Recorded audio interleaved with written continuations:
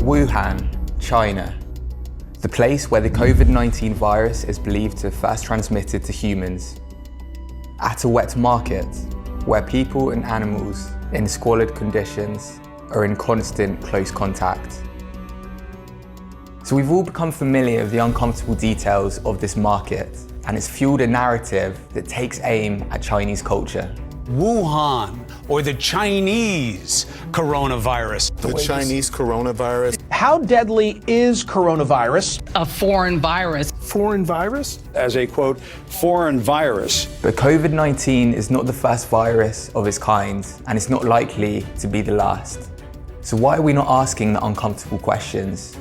Was Wuhan a random outlier, or was it a symptom of a much bigger, global issue that the media are not reporting?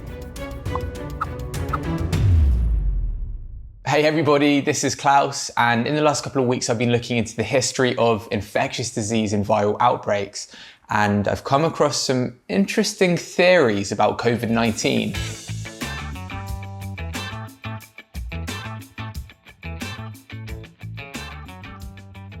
I did a little bit more digging and I found that these conspiracy theories have yet to stand up to scientific scrutiny. But what I did find was even scarier, because it turns out that virtually all of these infectious diseases from the past have all come from an animal host. If we take the early 20th century, for example, the Spanish flu is believed to have come from the avian family. Then HIV, which is identified as emanating from humans eating chimpanzees. But something happened from the 1990s that meant that these viral outbreaks, these infectious diseases coming from an animal host, became more common. SARS, swine flu, Ebola, MERS, and now the coronavirus.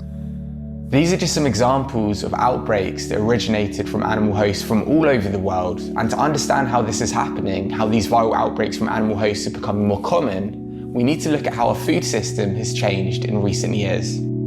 Since 1961, the human population has more than doubled. In that same time, global meat production has increased by more than 4 times. That means that each of us now consume 20 kilograms more meat per year on average than we did 60 years ago. And to keep up with this ever-increasing demand, we've obviously had to change the way we farm animals for meat. In the early 20th century, livestock was typically reared on small-scale, family-run farms. Animals tended to have space to roam outdoors. Production was relatively limited, and meat and dairy were luxuries. Today, our insatiable appetite for chicken breasts or burger steaks has meant that intensive animal farming has become the norm.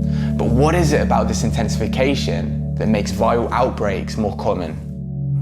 It comes down to the fact that when any animal is confined in close proximity with no space to roam and under immense emotional stress, conditions are ripe for disease. A perfect example is the Spanish flu of 1918. Here, humans are packed together in trenches, malnourished with the constant stress of combat. Their impaired immunity is likely to have increased the rate of transmission and made the virus highly pathogenic. In the same way, livestock are routinely subjected to cramped, confined, and unhygienic conditions. Not only does this increase the probability of transmitting a virus, it also raises the prospect of mutations. Take the influenza virus, which has been responsible for all the major pandemics in the past century. When it is present in its natural reservoir of aquatic birds or bats, the virus is relatively harmless. But if it passes to another species, or from one species to another in quick succession, the virus can mutate rapidly. Each mutation makes the virus more pathogenic. New strains of the virus can develop, and the likelihood increases that one such strain could be transmitted to mammals, including humans. This process is known as antigenic shift. Humans don't have immunity to these new strains of the virus, and certainly not a vaccine, which makes the job of planning for the next pandemic all the more difficult. Big money is currently being poured into the race for a COVID-19 vaccine. Central banks are announcing record stimulus packages to boost the economy. Healthcare systems are under strain. And yet, why is there such reluctance to address the root cause particularly from our media. When we performed headline analysis, it showed that of the 51,669 media articles published in the last 30 days about COVID-19, only 2.1% mentioned the word animal, and only 0.3% mentioned the word farm. To talk about a pandemic without consistently discussing its origins is like holding a murder trial and not mentioning the #1 suspect caught red-handed. Is irresponsible and misleading. In a recent Telegraph article titled, "Coronavirus Could Have Been Prevented," scientists say, the author explains how increased contact with wildlife is responsible for viral pandemics. The focus again being on wildlife, with no mention of limiting meat consumption as a potential solution. Not only are media platforms not discussing the issue, some seem to be silencing those that do. Let's look at one situation, for example, where a social media post by Earthling Ed discussing the link between eating animals and disease was flagged as partially false by Instagram and then removed. What the media need to do is catch up with what public health experts have been saying for decades. 12 years ago, for example, Dr. Michael Greger, author of Bird Flu, a virus of our own hatching, called industrialized animal farming a perfect storm environment for infectious diseases. If you actually want to create global pandemics, he explained, then build factory farms. This has been supported by scientists over and over for years, including by World Health Organization representative Dr. Gauden Galea, who said, as long as people eat meat, there is going to be some risk of infection. So why are the media underreporting the common origins of all of these viral outbreaks? I think it comes down to this. The economics of industrialized farming and our commitment to tradition when it comes to eating meat and dairy outweigh concerns for human health. As evolutionary biologist Rob Wallace said, it pays to produce a pathogen that could kill 1 billion people. And that was on the back cover of his book, Big Farms Make Big Flu. What he's basically saying, as I understand it, is that as human demand for animal products continues to grow, intensification of animal farming is a market-driven response.